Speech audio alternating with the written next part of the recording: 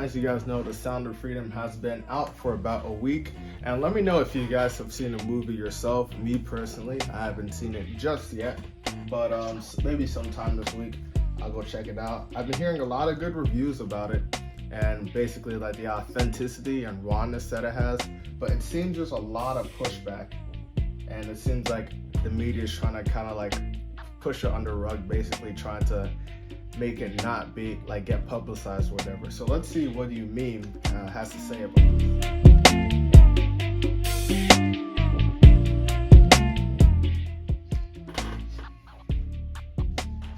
The way that people are responding to the new movie Sound of Freedom should really disturb you, no matter what your political position is. See, if I were the devil, and I'm not, but if I were, I would politicize something like trafficking in order to get people to stop focusing. Devil. Speaking about that, I recently made a video and the last one that you guys should check out, so be sure to check that out. And let me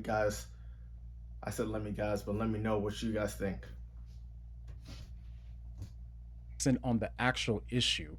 Here's what I mean by that. If you haven't seen, the new and highly successful movie Sound of Freedom has surprisingly been getting a lot of pushback, and some critics have been ascribing the success of the movie to its apparent appeal to right-wing conspiracy theorists. As Yahoo News says, many are amazed by Sound of Freedom as an indie film from an indie distributor breaking through at box office. Ticket sales have been fueled by right-wing groups, and Angel Studios has stoked its faith-based core base. And as you may have heard by now, CNN and others have had their complaints as well. This film is being marketed to either specific QAnon believers or to people who believe all of the same tenets as QAnon. Rolling Stone took the same tactic in the review of the movie, saying Sound of Freedom is a superhero movie for dads with brainworms and described it as, quote, a QAnon-tinged thriller about child trafficking designed to appeal to the conscience of a conspiracy-addled boomer. And when it comes to the movie being... If you guys are liking this content, please subscribe, like, comment, and share so we can see more of these videos and next videos. propaganda or QAnon adjacent, those claims seem obviously false on the face of it. As I even said in the last video, one thing that I liked about the movie was that it wasn't political, it wasn't about the right or left, instead it was just about the children. In addition, the movie was made and filmed before QAnon was even a thing, and the movie's based on the true story of a rescue mission that we have the actual footage of. In Colombia, the police had help from an American who went undercover to rescue the children. Colombian special operatives stormed the party. And the funny thing is, they're acting like this isn't even happening, but literally, I haven't seen the film, but I heard reviews, and literally they say that in the beginning of it, it plays footage of them going on an actual chase, catching the predators. So it's just funny that they try to put as something that's a conspiracy when we have actual footage of it. It's ridiculous.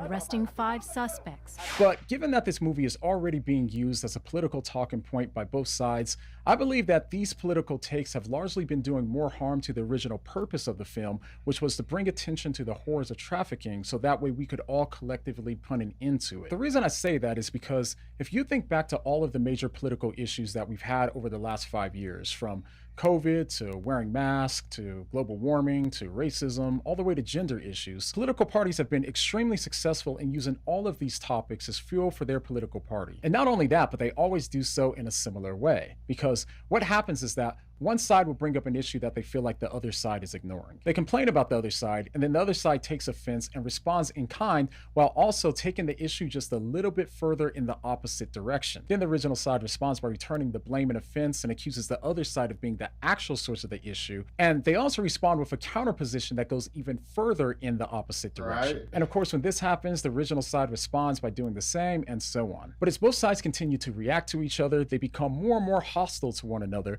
until they both eventually blame the other side for all of the major problems in the world, and being so convinced that the other side is the source of all evil, they think that anything that the other side says couldn't possibly be true. And this always ends with both sides denying that the issues that the other side brings up are serious issues or even issues at all. Now, as child trafficking is becoming more and more politicized, my fear is that something similar is starting to happen when it comes to trafficking. As politics takes a hold of this topic, this evil practice of trafficking, something that all of us should be behind stopping, no matter what our political views are, will be something that becomes more and more about political opposition and less about protecting children and victims. Exactly, that's right. Like, if a person the person who sees this movie if they don't have no compassion, like, they're not human. Like, you gotta, like, I can't think of any person who wouldn't have compassion, or basically who wouldn't have more. It doesn't even have to be about religion, really. It's about morality.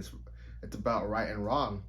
But I don't understand why people are trying to push it as this conspiracy or this political issue when it's literally about children, saving the lives of children and protecting them from, you know, predators and offenders. Let's keep on watching.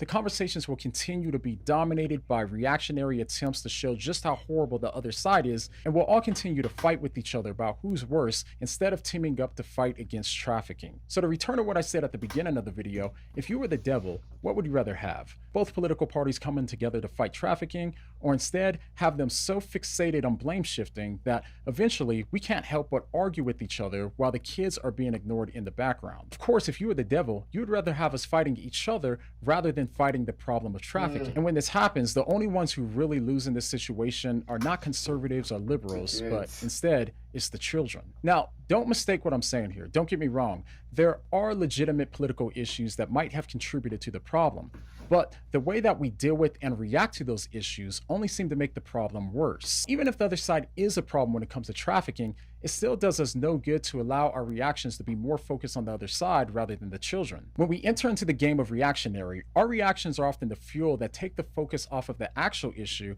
and gets overridden by our inclination to defend how good our political party is and how bad the other side is. But as Christians, we have the resources to understand that none of us are immune from giving in to the desires of our flesh. It's so easy for us to turn these victims into political currency that we can use to dunk on the other side while losing sight of what God has called us to do. We can too easily get swept away into scoring political points and forget that these are actual kids in slavery as we speak. We gotta as Christians and just as people, I guess I say as Christians, like, we as Christians have to realize that before we're Republican or Democrat or the elephant or the donkey, we're Christians, we're followers of God, and we stand on His word first before we stand on the constitutions of this nation.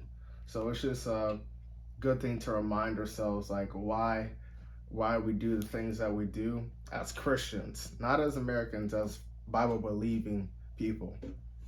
Before, we're not under man first, we're under God first. One nation under God. And then what follows the leaders. But people want to ignore that, huh?